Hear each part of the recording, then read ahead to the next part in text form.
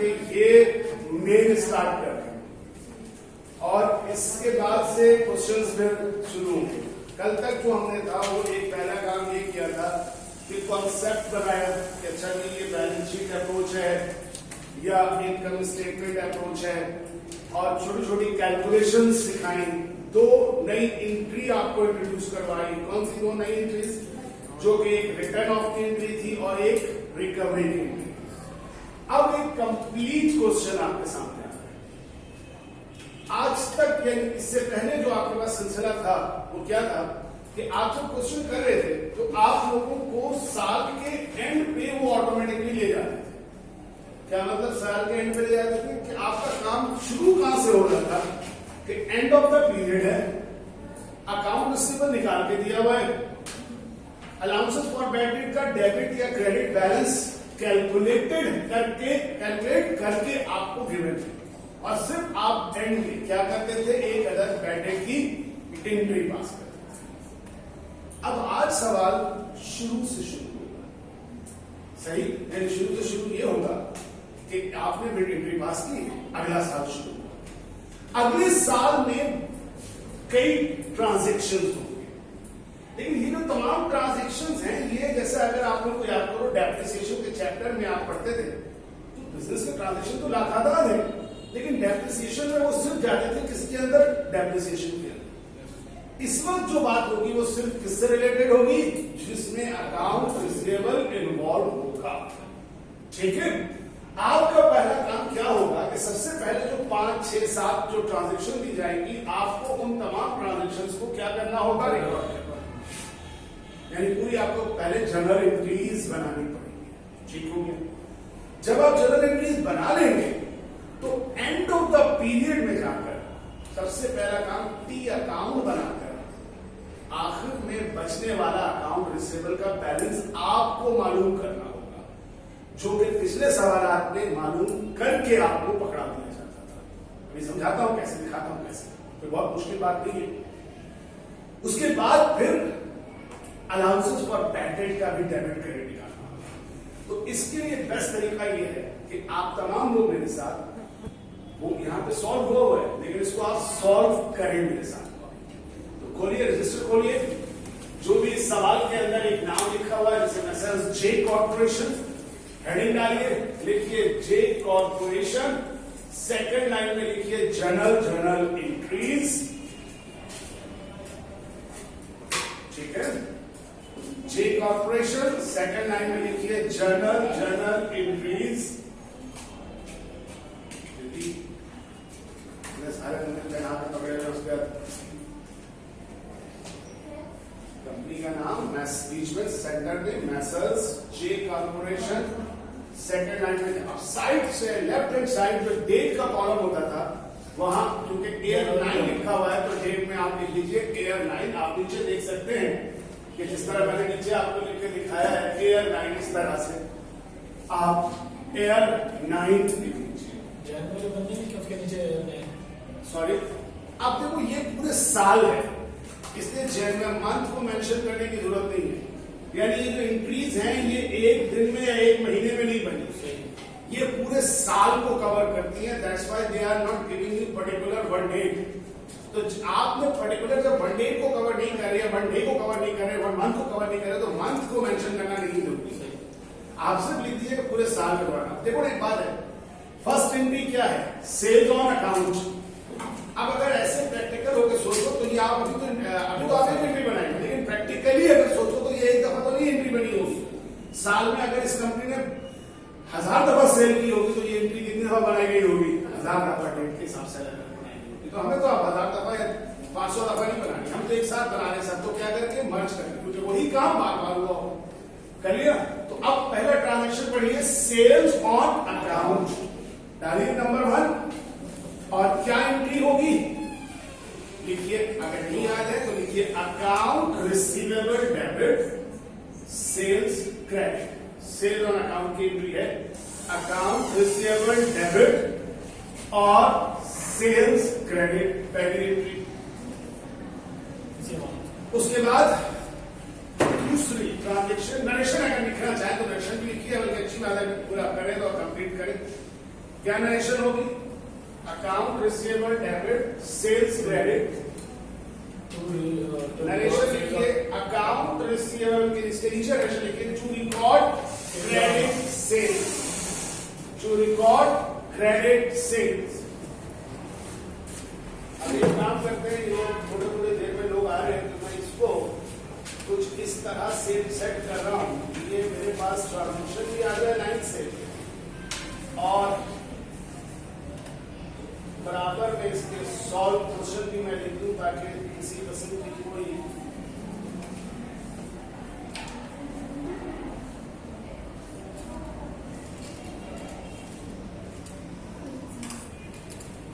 सब लोग साथ साथ चले, दोनों ही मैं साथ रखना चाहता हूं।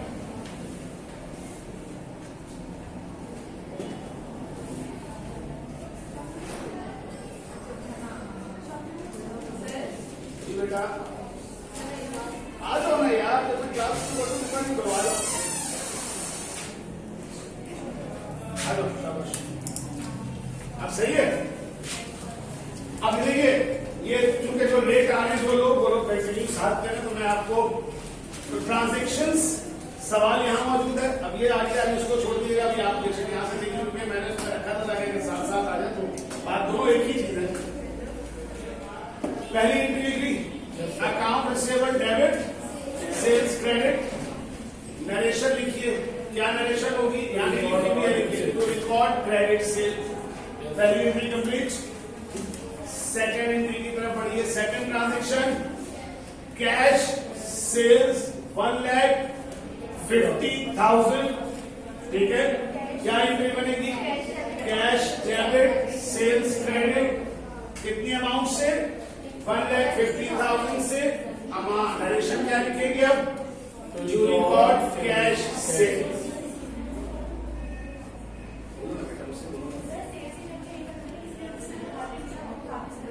उधार पे नहीं, हमने उसे सेल्स किया, चाहे वो उधार पे हो चाहे वो कैश हो, उसने वापस कर दिया। अब अगर वो कैश पे लेके गया होगा तो हम उसे कैश वापस कर देंगे, उधार पे लेके गया होगा तो अब उसका अकाउंट कम कर देंगे।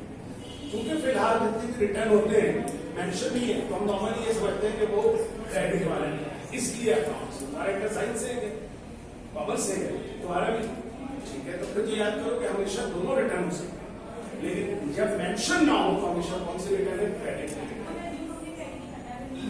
जब भी कोई ट्रांजैक्शन मर्चेंडाइज से रिलेटेड होती है उसमें कैश अगर मेंशन नहीं है तो that transaction would always be on credit.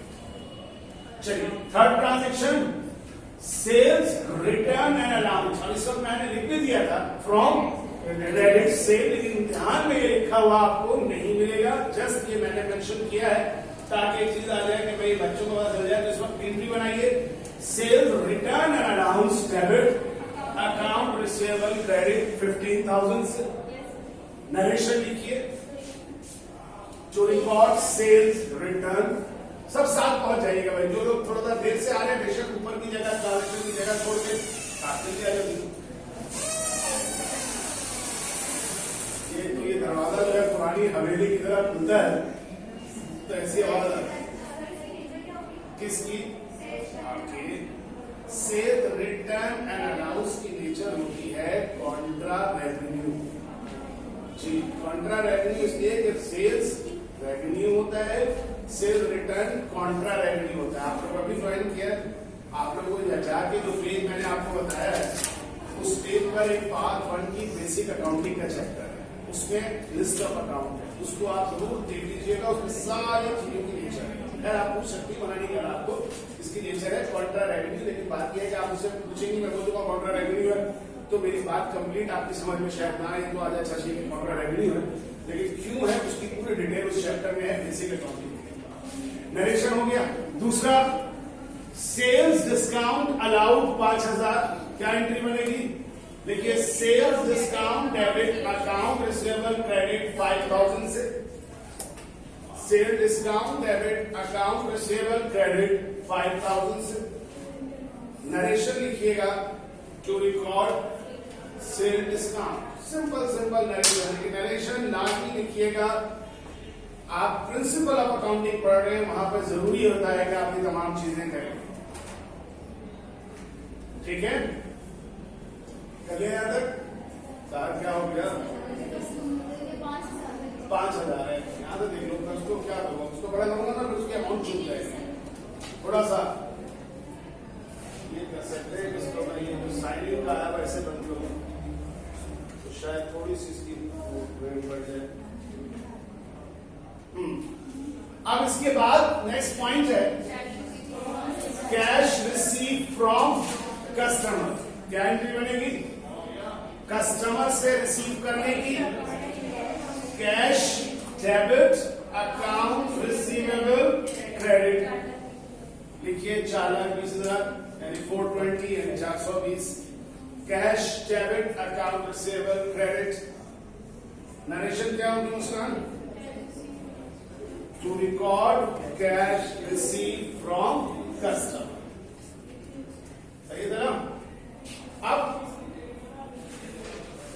To record cash receive from customer, अगर बहुत ज्यादा ना लिख सके तो सिर्फ भी लिख सकते हैं टू रिकॉर्ड कैश रिसीव। कितनी हो गई? 5 हो गई। 5 के बाद 6th एंट्री क्या हो बेटा? पीछे रहेगी, लिख लिया ना? 6th एंट्री क्या कहता है? Account receivable written off as worthless. ये चल रहा है ना भाई? अकाउंट रिसीवेबल अगर वर्थलेस है तो ये कल वाली एंट्री थी आपकी। क्या एंट्री थी? Account receivable allowances for bad debt debit account receivable credit. लिखिए allowances for bad debt debit account receivable credit. बड़े बड़े पैसे अभी रिकवरी नहीं है, अभी वर्थलेस है। वर्थलेस में एक एंट्री बनती है, अभी 2 एंट्री नहीं बनाएंगे आप। 6 में आप सिर्फ एक entry. Allowances for bad debt debit account receivable credit कितने से?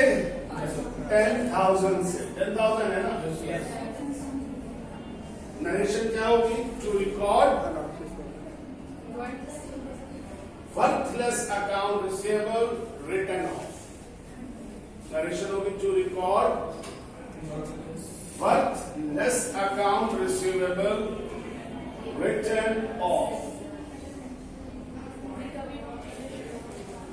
ठीक है, अच्छा भाई, जो अभी आया बेटा सब कुछ बोर्ड पे मौजूद है, ठीक है, लेकिन ये करवाइस दे रहा हूं।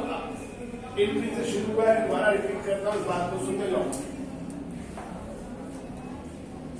अब नेक्स्ट पॉइंट कहता है recovery from previously written off account. ये कल वाली एंट्री है। क्या हो रही है? रिकवरी हो रही है। कितनी एंट्री बनेगी? 2 एंट्री बनेगी। 7A और 7B करके ये दोनों एंट्री बनाइए। पहले एंट्री बनाइए account receivable debit allowances for bad debt credit. Narration होगी, पहले एंट्री की नरेशन बोलूं?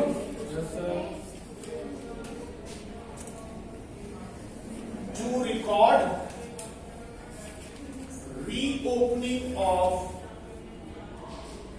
To record reopening of. जल्दी से नरेशन लिख लीजिए क्योंकि ये नरेशन ऐसे आपको नजर नहीं आएगी। To record reopening of previously written off account receivable. To record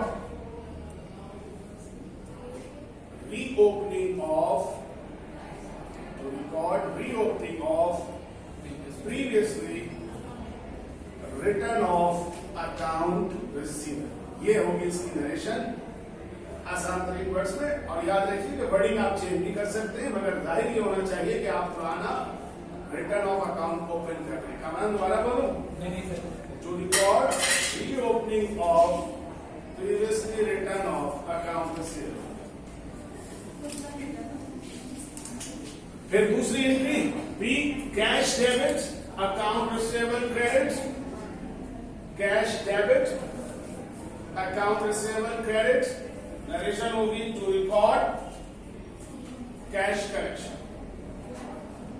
यहाँ पे भी बस कर सकते हैं, लेकिन अगर पूरा लिखना चाहेंगे तो आप लिखना साथ लिख सकते हैं to record cash collection from previously account या to record cash collection from recovery. जो वर्ड रिकवरी है वो इस सेंस को जाहिर कर देगा कि ये पिछला रिटर्न हो। क्या बता रहा आप क्या देखिए?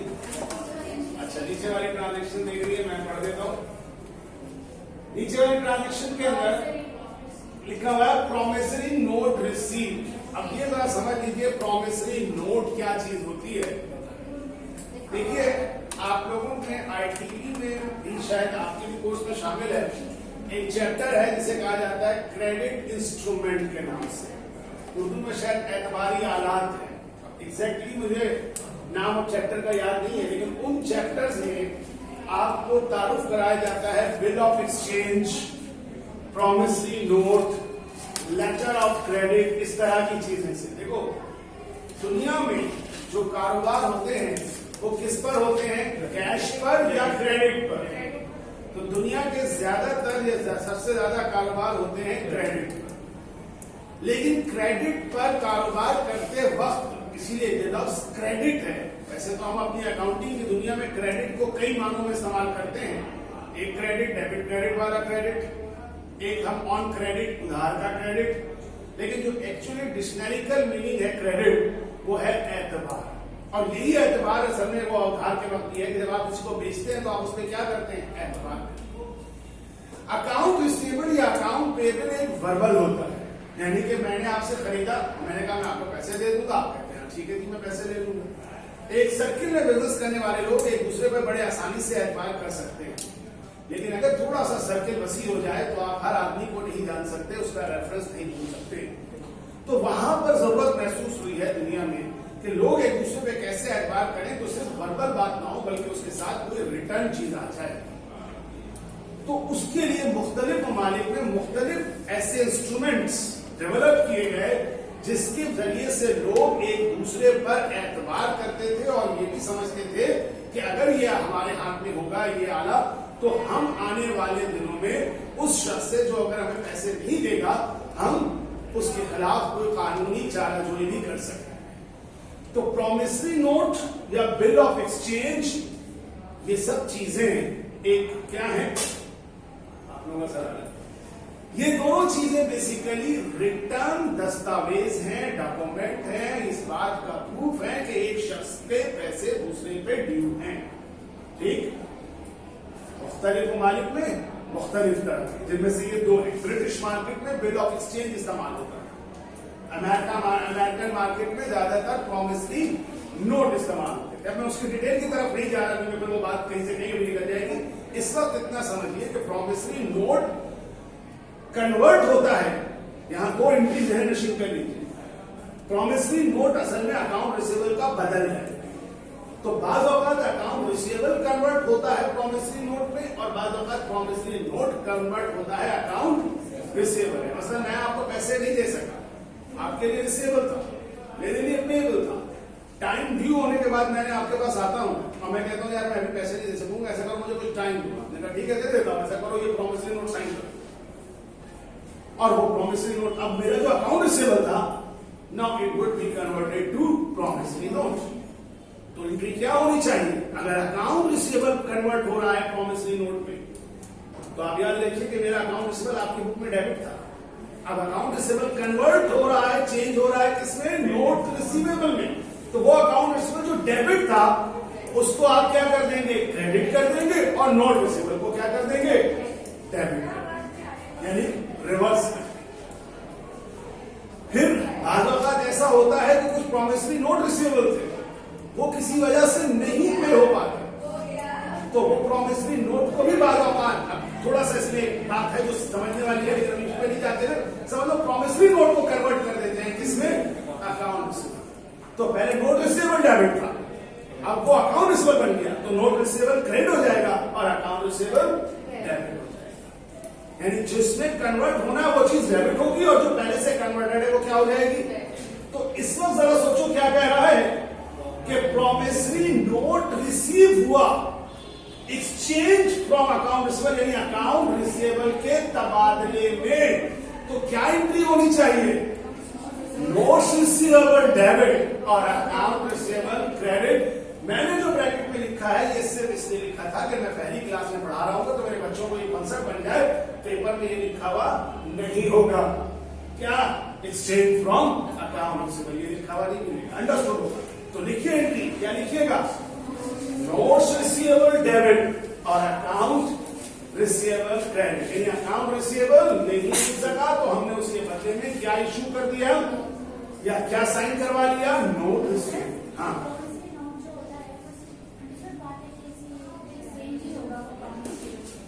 क्योंकि इस चैप्टर में जब नोट रिसीवेबल आएगा तो वो अंडरस्टूड होगा कि वो अकाउंट रिसीवेबल से चेंज हो रहा है इस चैप्टर में। वरना ऐसा भी होता है कि मैं आपसे पैसे उधार ले लेता हूं और उसके अगेंस्ट में आपको एक नोट लिख के दे देता हूं कि ये पैसे मैं आपको 60 दिन के बाद इतने सूद के साथ दूंगा, तो उसमें मैंने आपसे पैसा लिया है, उसमें अकाउंट रिसीवेबल नहीं है।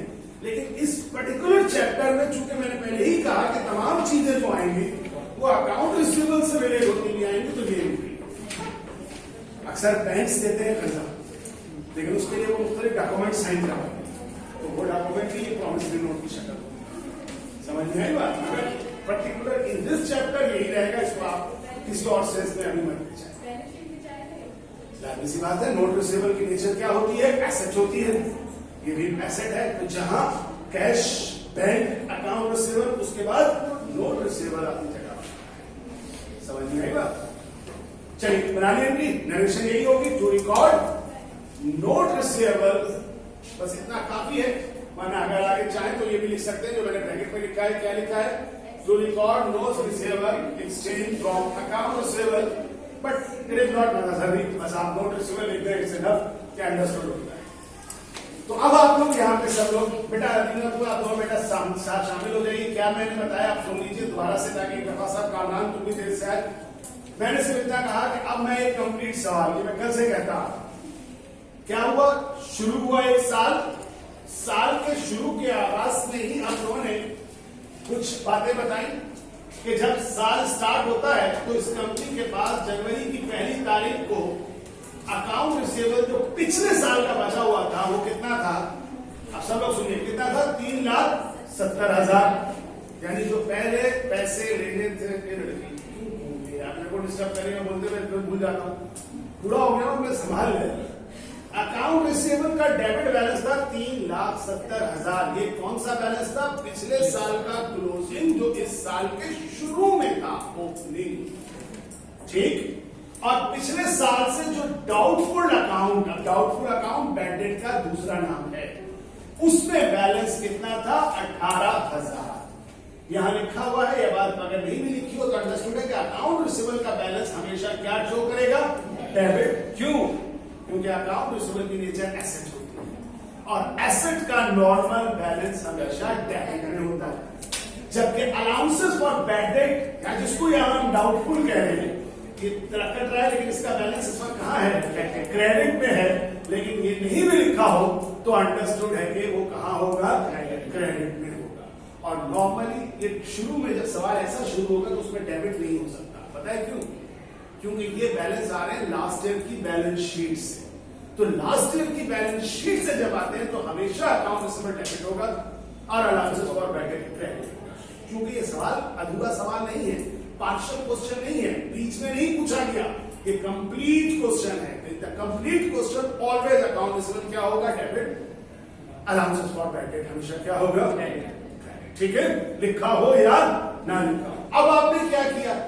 आपने इस ईयर 9 के दौरान जितनी भी ट्रांजैक्शन हुई इस अकाउंट रिसीवेबल से रिलेटेड, उन सब की क्या बना दी? एंट्री बना दी। अब इस सवाल का पहला रिक्वायर्ड आपने कंप्लीट कर लिया, 1 to 8 ट्रांजैक्शन रिकॉर्ड हो गए। अब दूसरे रिक्वायर्ड में वो कह रहा है रिकॉर्ड करो फिर क्लोज करो, किसको? बैलेंस। अब ये वो दो एंट्री जो आप बनाते रहे, क्या एंट्री थी बैड डेट को रिकॉर्ड करने की? Bad debt expense debit, allowances for bad debt credit, ये एंट्री थी। क्लोजिंग एंट्री क्या थी? Expense and revenue summary debit, bad debt expense. ये कह रहा है कि दो एंट्री बनाओ, कब? ईयर 9 के दिसंबर 31 को। लेकिन कहने लगा अंडर बैलेंस शीट, अच्छा साथ में बनाओ बैलेंस शीट भी बनाओ। अच्छा अब यहां भी ये समझ लीजिएगा तो खास के बैलेंस शीट अब कंप्लीट नहीं बनती, ये पार्शियल बैलेंस शीट होती है। पार्शियल का मतलब याद कीजिए जो आप लोग सबसे बड़ा पूरी बैलेंस शीट बनाई हुई होती, कैश आता था, बैंक आता था, अकाउंट रिसीवेबल आता था। अब सिर्फ दिखाना है, जैसे आपको डेप्रिसिएशन के चैप्टर में दिखाते थे फिक्स एसेट और उसका अलाउंसेस फॉर डेप्रिसिएशन, यहां भी दिखाना है अकाउंट रिसीवेबल और उसका अलाउंसेस फॉर बैड, ये पार्शियल बैलेंस शीट। तो कहता है दो बनाए दो चीजें और लेकिन under each of the following, यानी दो दफा ये काम करना है, एक दफा अकाउंट रिसीवेबल पर और दूसरी दफा किस पर। तो अब आपको ये अंदाजा है कि अकाउंट रिसीवेबल पे जो होता है वो कौन सी अप्रोच होती है, वो होती है बैलेंस शीट अप्रोच, और जो इस पर होती है उसको हम कहते हैं कौन सी अप्रोच, इनकम स्टेटमेंट अप्रोच। तो पहले हम कहते हैं बैलेंस शीट अप्रोच से। अब बैलेंस शीट अप्रोच में क्या कारनामा करते थे, जरा सा आप मेरे साथ पहले देखिए कि आपको याद है कि अब ये जरा समझिएगा कि आपको बेसिकली एंट्री पता है, बैलेंस शीट भी अभी आपको आ जाएगी, लेकिन आप अच्छी तरह जानते हैं कि इसके लिए आपको एक अदर क्या करनी होगी, कंपटीशन करनी होगी, जिसकी हेडिंग होती है इस तरह से कंपटीशन फॉर एस्टिमेटेड भी लिख सकते हैं, एस्टिमेटेड बनना सिर्फ ये भी लिख चलेगा कि बैड डेट एक्सपेंस। उसमें आप क्या लिखेंगे, अकाउंट, उस पर क्या अप्लाई करेंगे, कौन सी चीज आ जाएगी, एस्टिमेटेड बैलेंस, उसमें से अलाउंसेस फॉर बैड डेट का क्या करेंगे, क्रेडिट बैलेंस प्लस करेंगे और डेबिट बैलेंस प्लस करेंगे और क्रेडिट बैलेंस माइनस करेंगे। क्या ख्याल है अगर मैं आपसे कहूं कि इस वक्त बताइए मैं अकाउंट रिसीवेबल कितना यहां लिखूं, तो आप बता सकते हैं इस लम्हे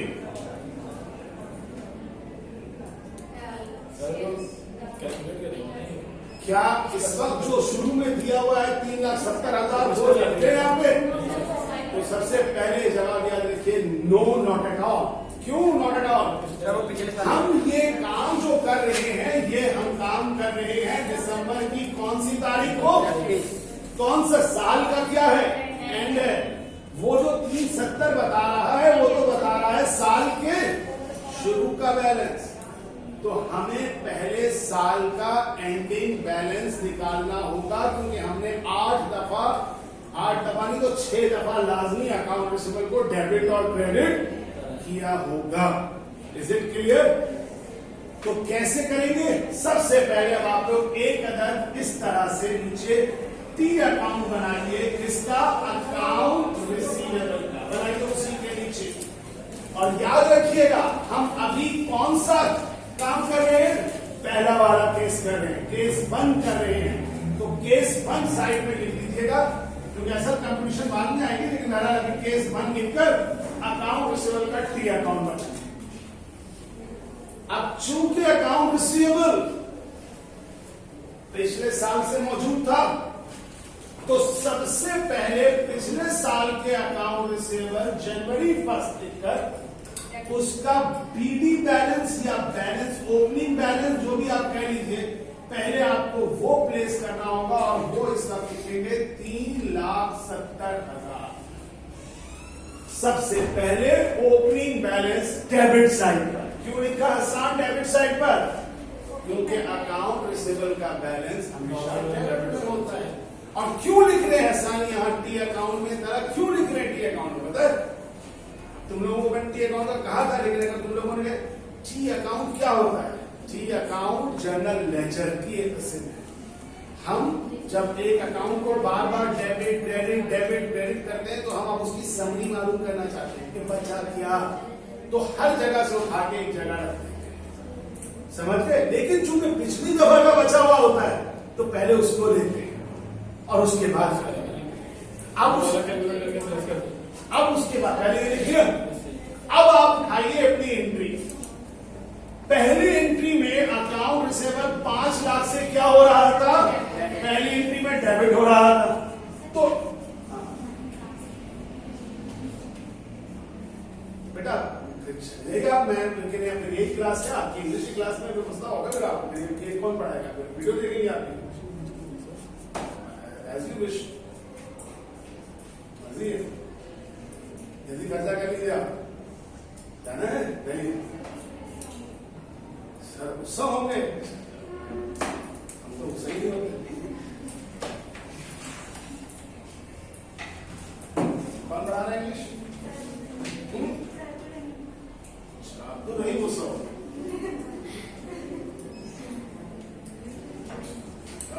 तो ठीक साहब भी गुस्सा हो।